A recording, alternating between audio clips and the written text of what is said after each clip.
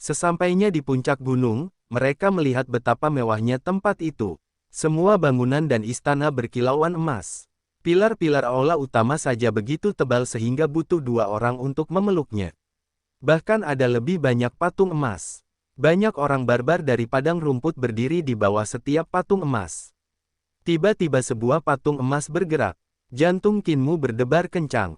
Baru kemudian ia menyadari bahwa ini bukanlah patung emas, melainkan penyihir hebat. Penyihir agung Istana Emas Lulan benar-benar memurnikan tubuhnya hingga seolah-olah terbuat dari emas murni, memancarkan cahaya keemasan. Di depan Istana Emas, di bawah gerbang yang menjulang tinggi, para penyihir agung berdiri bak Dewa Emas, Agung dan Hikmat. Memimpin jalan adalah seorang pria tua berambut emas dan bertubuh keemasan. Ia tinggi dan tegap, mengenakan jubah emas, memegang tongkat kerajaan, dan mengenakan mahkota bulu. Suaranya bagai lonceng, "Wu Han, kau telah bebas selama bertahun-tahun. Mengapa kau datang kepadaku hari ini?" Itu hal yang baik untuk dikatakan, King Niu, turunkan gerbang gunung. Sapi hijau menurunkan gerbang gunung dengan suara keras. Sang guru gunung tertawa terbahak-bahak, "Wu Zun, aku telah menyerahkan gerbang gunung ini kepadamu.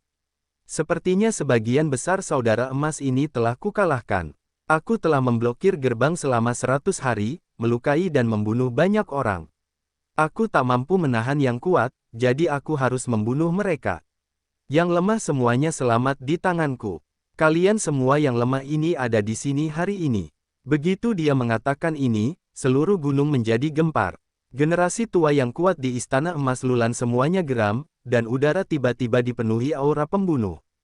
Lidah Basyan Jijiu terlalu berbisa, dan ia telah menyinggung semua penguasa Istana Emas Lulan sekaligus, menyebabkan kemarahan publik.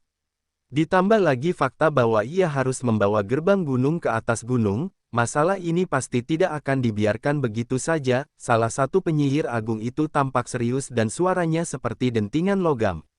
Ia berkata dengan dingin, "Luka-luka kami sudah lama sembuh. Kami di Istana Emas telah memulihkan diri selama bertahun-tahun dan ingin sekali melawan Wu Han lagi untuk membalas kekalahan kami sebelumnya." Basyan Jiji tersenyum dan berkata, "Akan ada kesempatan. Tapi kali ini, aku datang ke sini untuk memblokir pintu, bukan untuk membunuhmu." Ia memimpin Kinmu dan Ling Yuxiu maju dan tiba di gerbang Gunung Huangjin. Ia menatap gerbang, mengenang masa lalu mendesah, "Dulu, aku mengikuti guruku ke sini dan membunuh banyak orang." Para dukun agung yang bagaikan dewa dan keemasan menatapnya tajam dengan mata yang menyala-nyala. Kepala gunung berbalik, mengedipkan mata pada Kinmu dan Ling Yuxiu, lalu berkata sambil tersenyum, "Sekarang, gerbang gunung ini diserahkan kepadamu." Ling Yuxiu sedikit khawatir dan berbisik, "Guru, peraturan di sini tampaknya berbeda dengan yang di Yankang." Pendeta kepala Basyan tersenyum dan berbisik, "Ketika para Taois dan kuil Leiyin Agung datang untuk memblokir gerbang Akademi Kekaisaran, itu hanyalah pertarungan kemenangan, bukan hidup atau mati, dan mereka semua berhubungan baik setelah pertarungan. Tapi di sini, ini pertarungan sampai mati. Kau bisa mengampuni nyawa mereka, tetapi ketika kau bertemu dengan seorang guru yang setara denganmu, kau harus membunuh mereka, dan sulit untuk menahan diri. Saat itu, aku bertemu banyak guru di sini yang sama hebatnya denganku, begitu banyak orang yang mati." Kulit kepala Ling Yuxiu terasa mati rasa. Kinmu juga menenangkan dirinya, menarik napas panjang, dan akhirnya mengikuti aturan Daksu. Aturan yang sama berlaku untuk Daksu. Wu Zun berjalan menuju gerbang Gunung Huangjin, tatapannya tertuju pada Kinmu dan Ling Yuxiu. Lalu berkata perlahan, "Soal pemblokiran gerbang, kita akan mengikuti aturan lama, terlepas dari hidup atau mati. Tapi selain itu, aku juga harus mengambil kembali gelar Wu Han, terlepas dari hidup atau mati." Ekspresi Basyan Jijiu tetap tidak berubah saat dia berbicara dengan lantang, "Tuan-tuan, mereka semua berada di alam 5 cahaya. Kami tahu aturan memblokir pintu." Wajah Wu Zun tetap tenang. Ia berhenti sejenak dengan tongkatnya dan berkata dengan tenang, "Murid-murid Istana Emas, dengarkan perintahku. Lawan mereka di level bintang 5. Bunuh mereka tanpa ampun. Siapapun yang berani melampaui level bintang 5 akan dibunuh." Suaranya tidak keras, tetapi dapat didengar di seluruh gunung. Begitu Wu Zun mengatakan ini, ia langsung menatap Basyan Jijiu dan tersenyum, "Wu Han, ketika Tian Han membawamu untuk memblokir pintu istana emasku, kekuatan magis Tian Han sungguh tak terbatas dan patut dikagumi.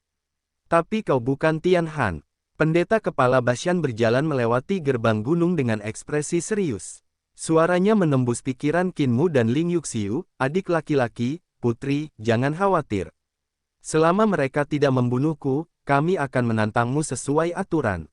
Jika mereka membunuhku, kau juga akan berada dalam bahaya. Qin Mu dan Ling Yuxiu merasakan hawa dingin di hati mereka. Keselamatan mereka bergantung pada nyawa Bashan Jijiu. Jika Bashan Jijiu dicabut gelar Wuhan-nya, dan ia disingkirkan, tak seorang pun akan membocorkan berita pembunuhan Qin Mu dan Ling Yuxiu.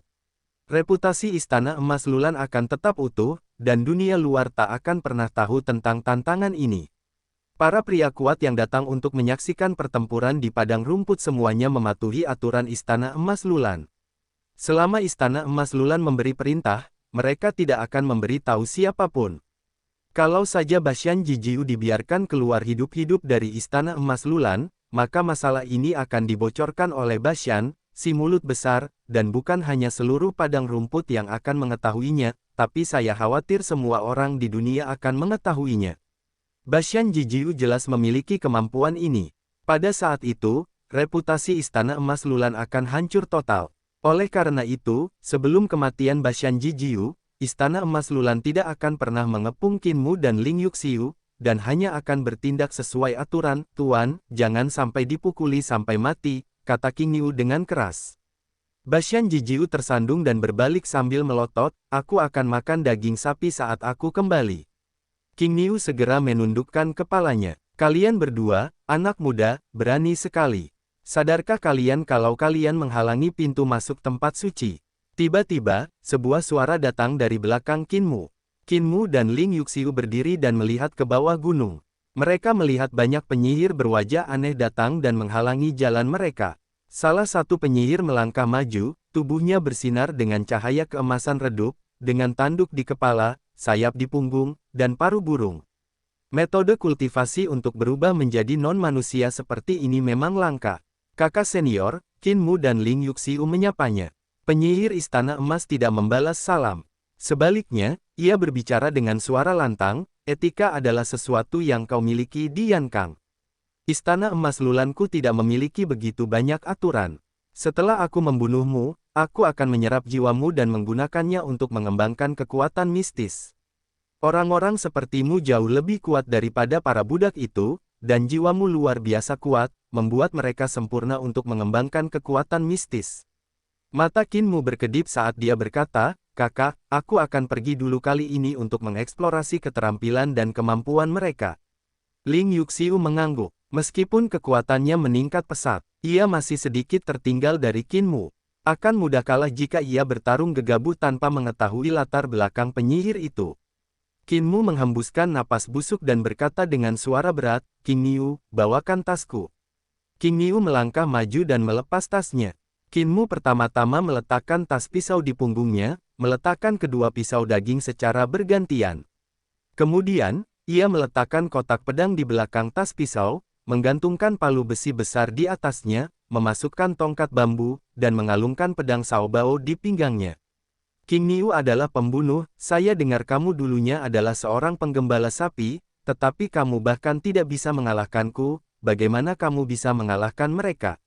Qin Mu meregangkan tubuhnya, tulang-tulangnya berderak, dan berkata dengan tenang, aku adalah tubuh tiran. King Niu berteriak, tuanku tidak pernah dikalahkan oleh sekte emas ini. Ekspresi Qin Mu datar, aku terlahir dengan tubuh yang kuat. Tak seorang pun di dunia ini, dengan level yang sama, bisa mengalahkanku. Penyihir bersayap burung itu menurunkan dua alu emas, matanya berbinar saat ia tertawa, omong kosong apa itu tubuh tiran. Aku belum pernah mendengarnya. Qin Mu menggunakan tubuh tiran 3 dan gong untuk mengaktifkan energi vitalnya, yang beredar secara eksplosif dan mengalir ke seluruh tubuhnya dalam sekejap. Aku, tubuh tiran. Ia mengangkat kakinya, dan jejak kaki yang dalam langsung tertinggal di tanah keemasan di bawah kakinya. Dengan suara dentuman, tubuhnya melesat ke arah penyihir bersayap burung itu. Tubuhnya bergerak begitu cepat sehingga orang-orang hanya bisa melihat serangkaian bayangan. Dominasi yang tak tertandingi. Wajah penyihir bersayap burung itu berubah drastis, dan ia segera mengepakkan sayapnya dan berdiri. Sebelum ia sempat terbang, ia melihat tinju Kinmu datang ke arahnya. Saat tinju itu dilontarkan, raungan naga mengguncang tubuhnya. Pupil matanya tiba-tiba mengecil, dan yang dilihatnya bukanlah tinju, melainkan kepala naga yang ganas. Saat berikutnya, ia melihat 2 kepala naga, lalu 3, dan 4. Sayapnya bergetar dan ia ingin menghindar, tetapi sudah terlambat. Karena terburu-buru, ia hanya bisa melewati 2 alu emas untuk menghadang di depannya. Kedua alu emas itu tiba-tiba membungkuk.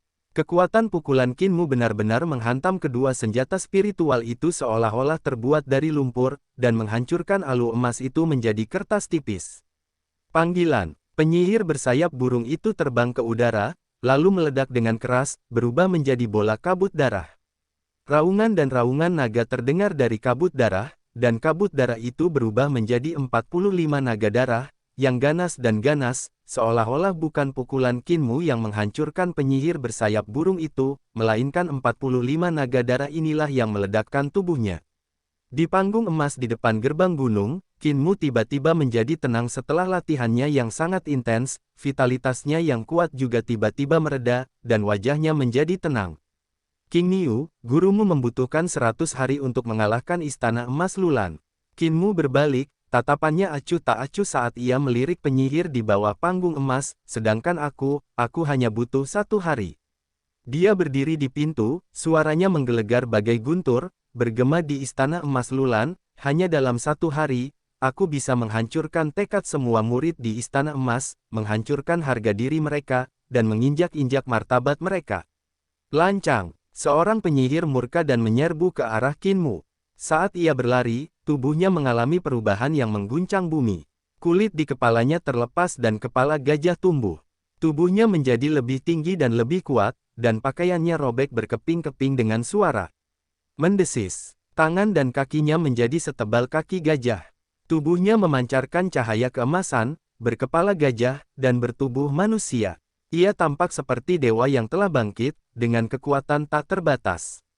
Kultivasi dan kekuatannya jelas jauh lebih kuat daripada penyihir bersayap burung tadi. Tubuh penyihir bersayap burung itu belum mulai berubah menjadi emas, tetapi permukaan tubuhnya seolah terbuat dari emas. Ledakan, sebuah tinju sebesar tangki air datang ke arah Kinmu. Tinju itu mengguncang udara, suara gemuruh meletus, dan arus udara putih menyembur ke segala arah seperti cincin. Di belakang Kinmu, bulu putih salju Foxlinger di depan gerbang gunung tertiup ke belakang oleh angin kencang yang disebabkan oleh pukulan itu, dan rambut indahnya juga tertiup ke belakang. Mati, raung penyihir berkepala gajah. Kinmu melompat dan menyerbu keluar dari sisi pukulan yang sangat mendominasi, memegang pisau di kedua tangan, dan bergegas ke tubuh besar penyihir berkepala gajah, dan cahaya pisau menyala. Singkirkan pisau dari larangan. Kinmu melesat ke udara, jungkir balik, kedua pedangnya terselip ke dalam kantung di punggungnya saat ia mendarat.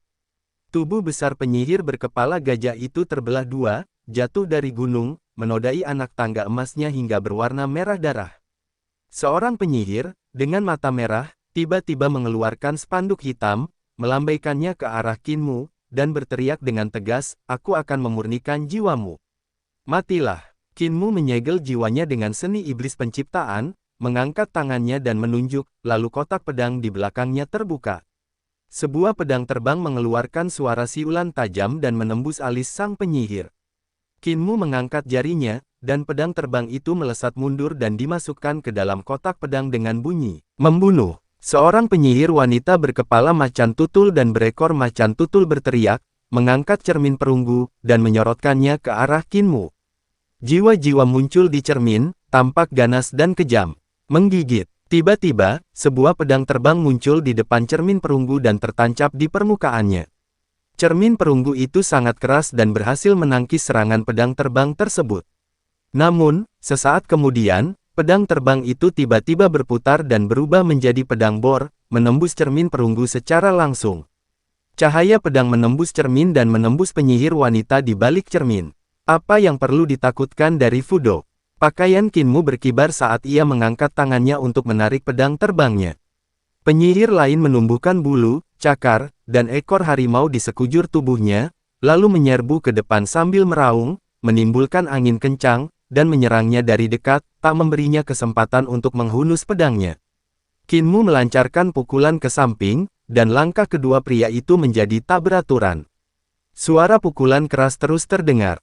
Kepala sang penyihir bergetar, dan sebuah kepala harimau tumbuh keluar, meraung bagai guntur, bergemuruh tanpa henti, membombardir jiwanya dengan auman harimau. Qin Mu menggunakan tinjunya sebagai segel dan meninju jiwa yang cahaya matahari ke udara. Ia merentangkan kelima jarinya menjadi telapak tangan dan, dengan suara maya, ia mengeluarkan segel iblis surgawi. Telapak tangan dan tinjunya berganti-ganti, bergantian antara segel Buddha, Tao, dan iblis. Raungan harimau hanya terdengar 3 kali sebelum jiwa penyihir itu hancur dan ia jatuh tersungkur ke tanah. Penyihir hebat lain di alam 6 harmoni tiba-tiba muncul. Kultivasinya lebih kuat daripada para penyihir tadi. Ia memiliki kekuatan magis, namun ia tetap mempertahankan penampilan dan wujud manusia biasa.